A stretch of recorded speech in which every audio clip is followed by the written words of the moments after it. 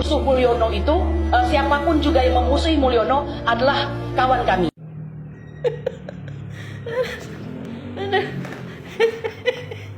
Astagfirullahaladzim. Astagfirullahaladzim. Astagfirullahaladzim. Ya Allah, setan. Setan. Siapapun juga yang memusuhi Mulyono adalah kawan kami. Ya, kalau PDI. Coba yang punya nomor telepon suaminya nih, kirim ke saya dong. Saya pengen tanya, Bapak ini punya istri kayak begini, Bapak mau istri kayak begini? Ceraiin aja Pak, bini kayak begini. Bini bawa nama umat, bawa nama agama, nggak tahu malu, nggak tahu diri.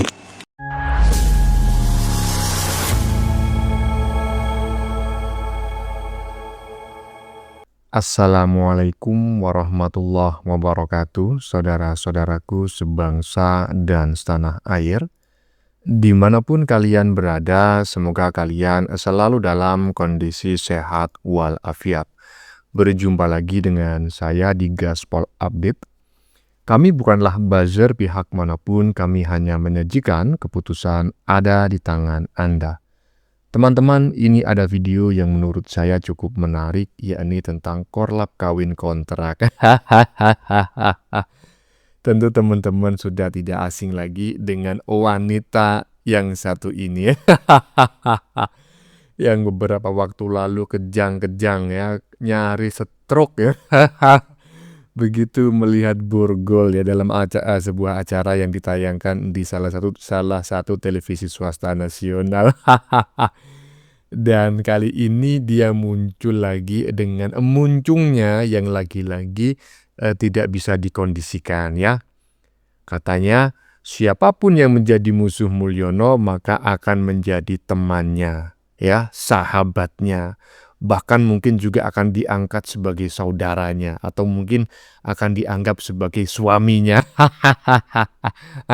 Ini kok aneh ya? Aneh gimana Bang? Ya aneh. Katanya menegakkan kebenaran. Kalau menegakkan kebenaran itu kan bukan berarti merangkul semua musuh Mulyono menjadi temannya. Gimana kalau musuhnya juga bajingan, ya kan? Kalau mau menegakkan kebenaran ya nggak boleh seperti itu.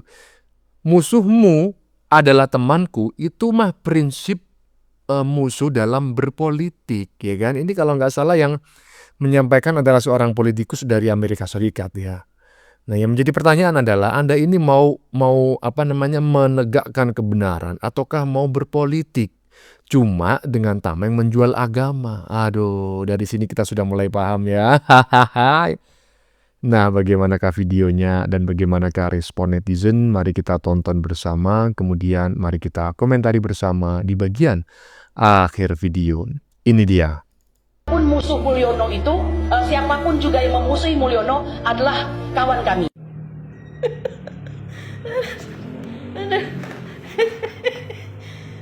Astagfirullahaladzim. Astagfirullahaladzim. Astagfirullahaladzim. Ya Allah, setan.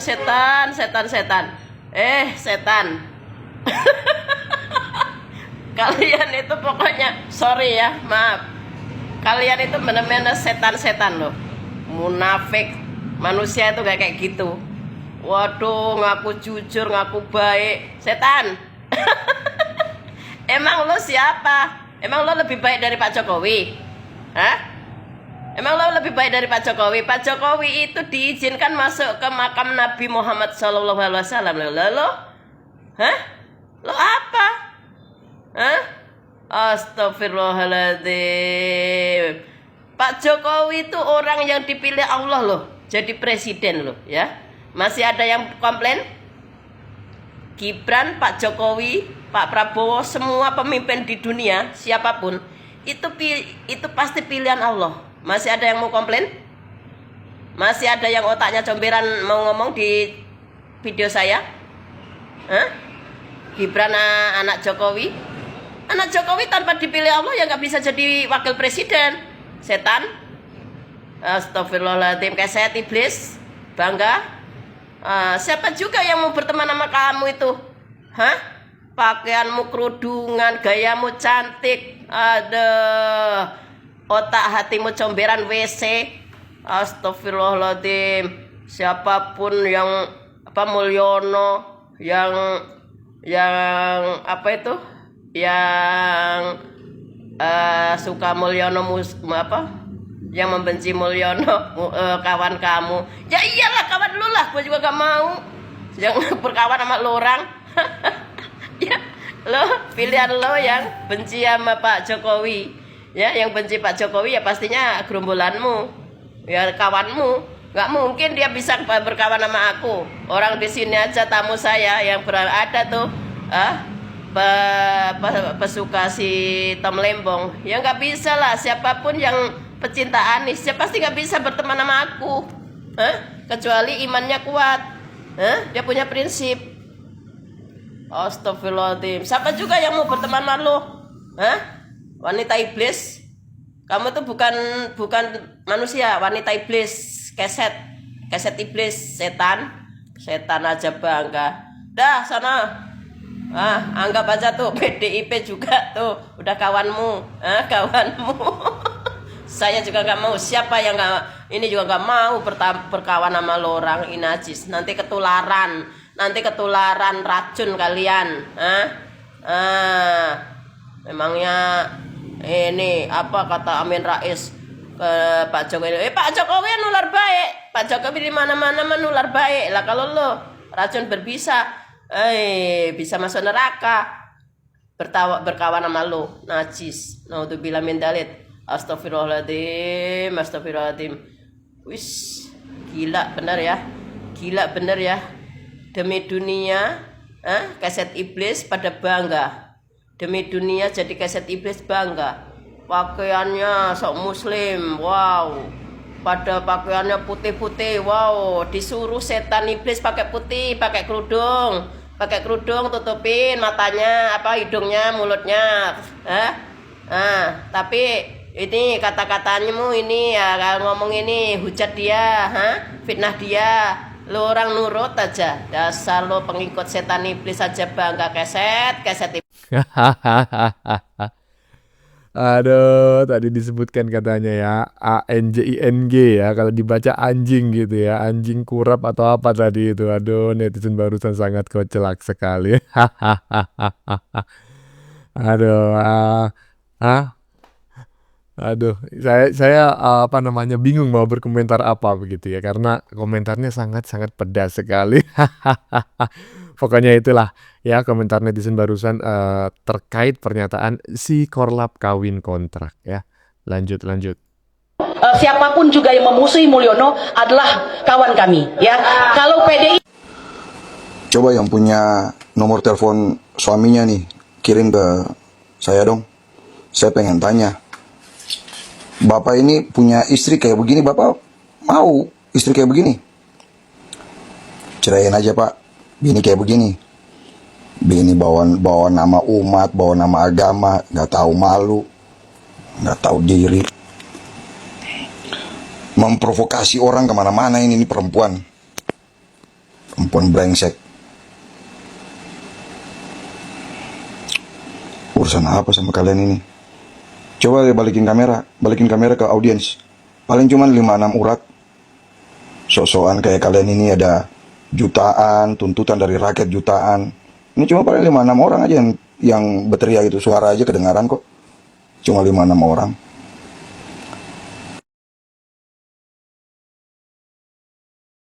siapapun juga yang memusuhi Mulyono. Suaminya ini, perempuan ini kemana sebenarnya suaminya nih? Nah, apa dia ini janda atau dia bagaimana nih perempuan ini? Bisa ngoceh-ngoceh kayak begini bebas-bebas. Laki nggak bisa larang atau bagaimana nih? Ini perempuan ini pasti masuk neraka. Nggak mungkin masuk surga. Karena ada ajaran yang benar begini nih. Surganya istri itu ada di suami. Ini pasti perempuan ini suaminya pasti larang nih. Tapi ini cuma kan kepala batu.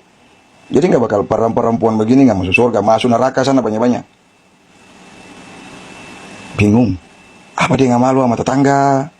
Apa dia nggak kasihan anaknya nanti di sekolah atau di kampus? Atau di kantor? Apa dia nggak mikir suaminya nanti di circle suaminya? Teman-temannya nanti ngomong, bini lu bagaimana tuh? Memprovokasi udah kelewatan. Sampai kubun-ubun nyundul langit. Pakai acara provokasi PDIP lagi. Lu terus kita nih takut kalau lu provokasi PDIP.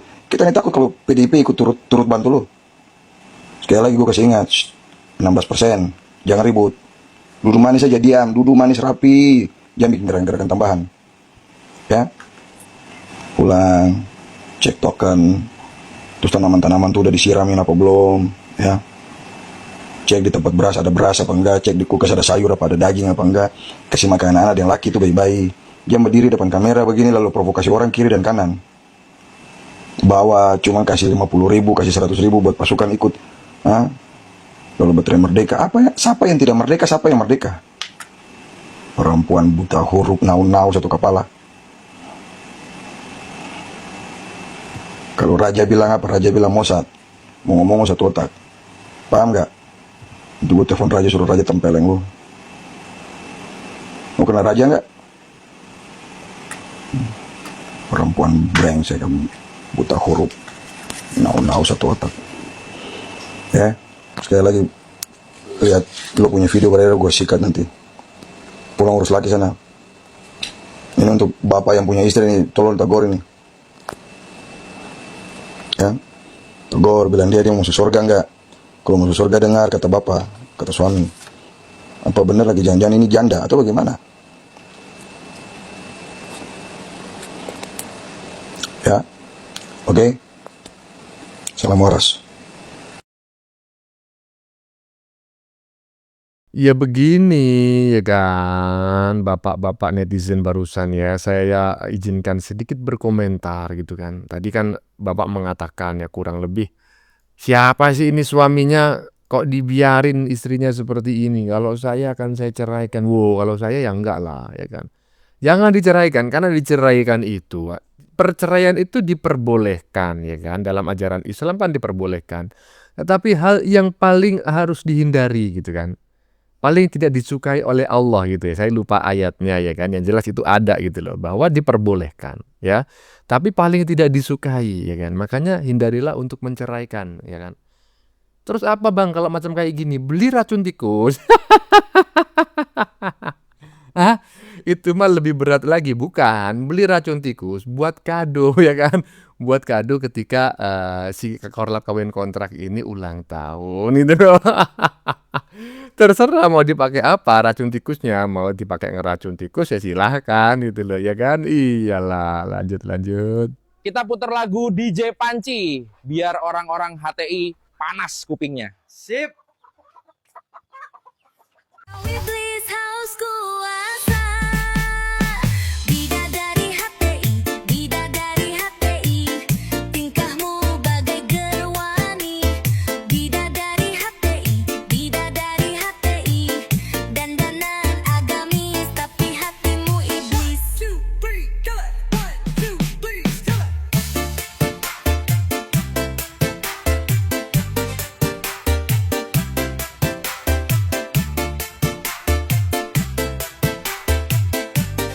Waduh. Katanya di lagu barusan ini akan membuat ya kan para orang-orang yang dulu tergabung dalam sebuah organisasi ya, yang sudah dibekukan izinnya oleh pemerintah itu panas katanya, kan gosong telinganya. Ya, memang menurut saya ya mereka lah yang menjadi biang kerok ya kan, biang kerok kekacauan yang terjadi di negeri ini. Dan saya menyayangkan sebetulnya ya, menyayangkan kepada bangsa dan negara ini. Sudah jelas-jelas ya kan, organisasi kemasyarakatan itu dilarang ya. Dan izinnya sudah dibekukan ya karena mengasong sistem khilafah yang bertujuan mengubah dasar negara Indonesia ini menjadi khilafah. Tapi kok masih ada saja ya saya temui di internet ya kan, di media sosial. Kelompok-kelompok mereka ini masih sering berkumpul dan mengibarkan bendera-bendera tersebut, bahkan sering pawai loh, sering kirap loh. Lah kok nggak ditindak gitu loh persoalannya, ya kan? Iyalah harusnya ditindak tegas. Lanjut. HTI itu kan pusatnya di London. Curiga nggak sampai? Curiga lah. Gerakan Hizbut Tahrir yang ingin menghilafahkan seluruh dunia kantor pusatnya di London. Kenapa nggak dimulai dari London? Kok tiba-tiba ngacak-ngacak Indonesia. Kayak tukang sulap, Pak. Kita disuruh jangan pergi dari situ karena dia mau jualan obat. Dia terus membuat narasi-narasi supaya orang betah. Nah, ini yang dilakukan kelompok khilafah ini. Bani Umayyah menggunakan sistem al-mamlakah, kerajaan, seperti yang dilakukan Arab Saudi hari ini. Nah, menurut teman-teman bagaimana ya pernyataan, saya nggak perlulah menyebutkan nama orang yang ngomong barusan ya. Tapi kalau kita sering mengikuti perkembangan perpolitikan tanah air, kita akan mengenali suara orang tersebut ya. Iyalah, itulah pokoknya. Sekarang ini orang ya sedang bergabung dengan itu gerombolan kebo. Tetapi apa yang dia sampaikan patut direnungkan teman-temannya. Ada benarnya gitu loh. Karena kenapa sih kok apa namanya itu markasnya di London gitu loh. Tapi yang diacak-acak Indonesia, kenapa nggak London aja yang diacak-acak gitu loh. Dan kenapa harus di London?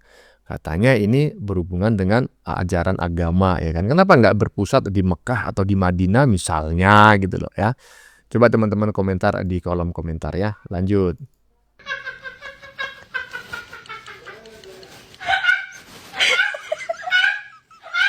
Presiden Joko Widodo menganugerahkan gelar pahlawan pada 6 tokoh dari berbagai daerah. Gelar pahlawan untuk Abdurrahman Baswedan diserahkan pada Gubernur DKI Jakarta Anies Baswedan. Karena Anies Baswedan adalah cucu dari tokoh yang berasal dari Yogyakarta tersebut.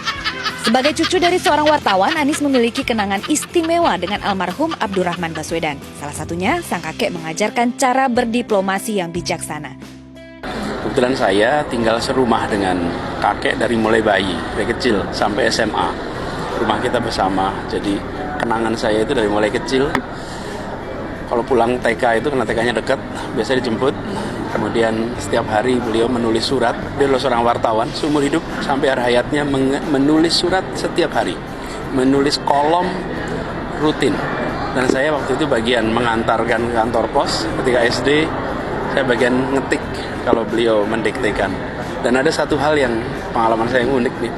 Setiap kali beliau mengetikkan surat, di ujung surat itu selalu beliau mengatakan, surat ini saya diktekan pada cucu saya Anies. Saya bangga sekali. Kemudian hari saya baru tahu bahwa itu cara memberitahu penerima surat, kalau salah-salah ketik, itu yang bikin adalah cucunya. Jadi itu diplomasi yang halus membuat yang satu sisi senang, yang sisi lain tahu gitu. Penyerahan gelar pahlawan nasional berlangsung di Istana Negara Jakarta dan diterima oleh ahli waris masing-masing tokoh. Selain Abdurrahman Baswedan, tokoh lain yang juga mendapat gelar pahlawan nasional diantaranya Depati Amir, Pangeran Muhammad Nur, Kasman Singodimejo, Kiai Haji Samun dari Banten, dan Andi Depu dari Sulawesi Barat. Dari Jakarta, Angelika Daevagam, Abdul Aziz, iNews melaporkan. Ya, ini menarik sekali ya. Karena selama ini tuduhan mereka-mereka yang merupakan alumni ya, organisasi terlarang yang sudah dibekukan tersebut, itu kan intinya kenapa Pak Jokowi itu walaupun sudah purna bakti sebagai seorang presiden masih saja diserang, karena mereka masih berharap ya semua kebijakan selama Pak Jokowi menjabat sebagai presiden itu bisa dibatalkan. Coba bayangin, kira-kira ini ikut dibatalkan nggak?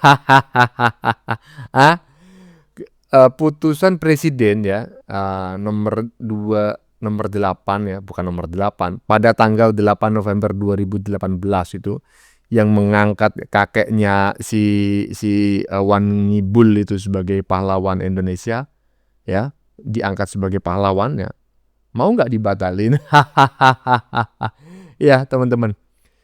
Bagaimana menurut kalian? Keputusan ada di tangan Anda. Silakan tulis di kolom komentar baik Anda yang setuju maupun yang tidak setuju dengan isi konten ini. Sebelumnya saya memohon maaf jika dalam penyajian konten ini ada kata-kata yang menyinggung, kurang tepat penggunaannya, atau ada data yang dianggap keliru atau salah. Saya memohon maaf yang sebesar-besarnya.